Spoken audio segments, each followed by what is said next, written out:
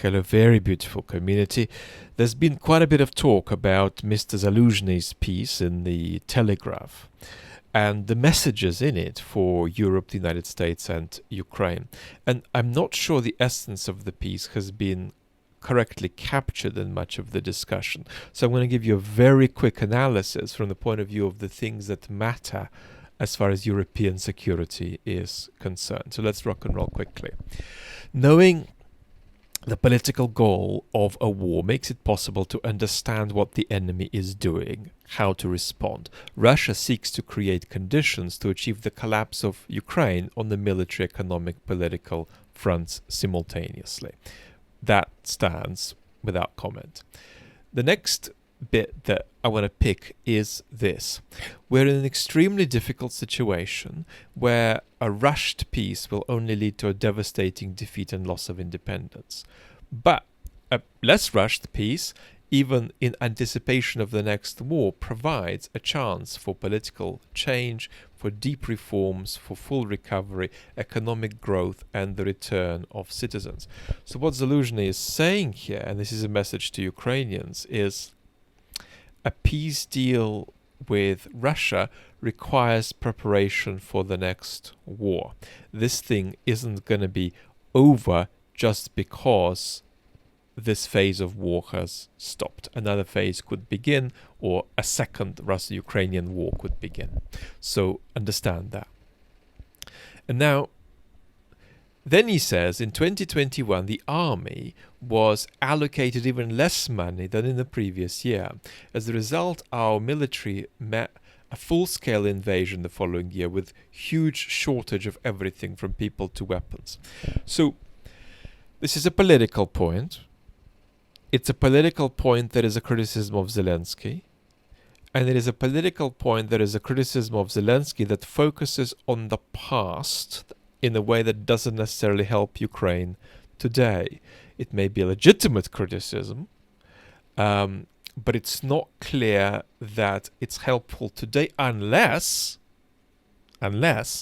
you believe that the advancement of Mr. Zaluzhny's political status is helpful and the undermining of Mr. Zelensky's political status is helpful. That's entirely up for debate, and it's a question for Ukrainians. But this is a political criticism of Zelensky that is an expression of Mr. Zaluzhny's self-advancement. Next, and this is a message to Europeans, in absence of a unified vision of a new security architecture on the European continent, without security guarantees and real financial programs, the war with Russia risks turning into a broader war over the capture of Eastern Europe.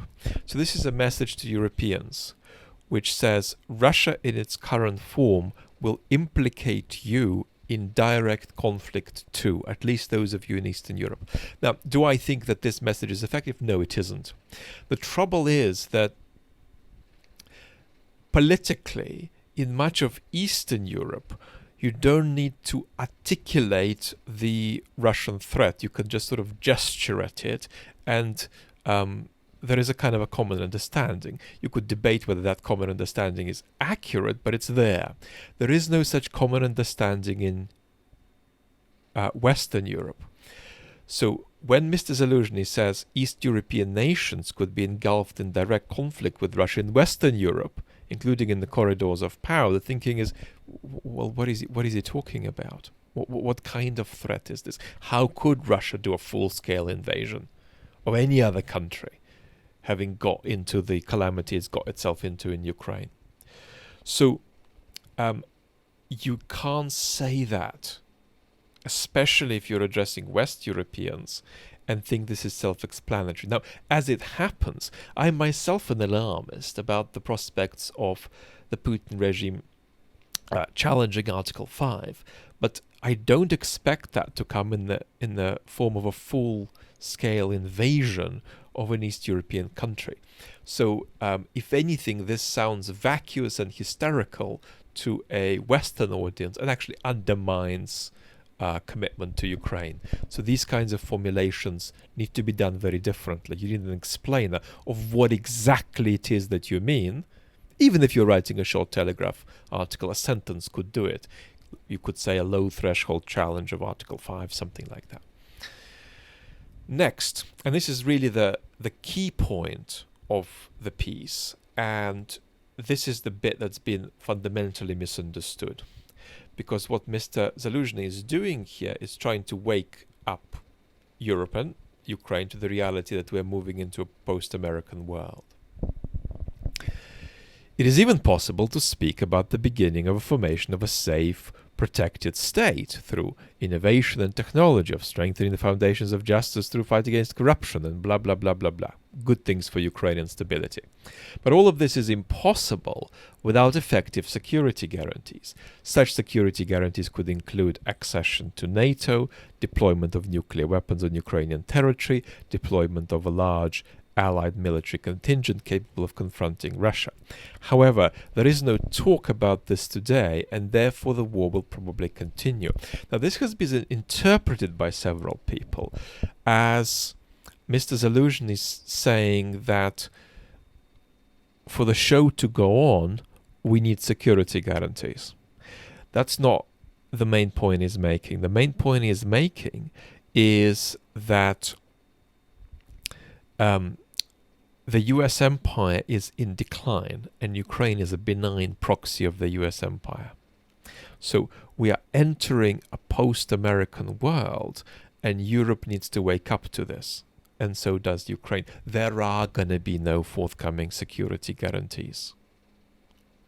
And potentially, even if there are security guarantees, they might not hold much water in practice.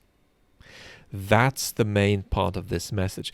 Now, there is still an appeal in the form of a clarification of implications to the United States of the consequences of security guarantees not being possible or not being meaningful. And that implication is that Russia will not be contained without such security guarantees. But the chief takeaway here is not Ukraine needs security guarantees, give them.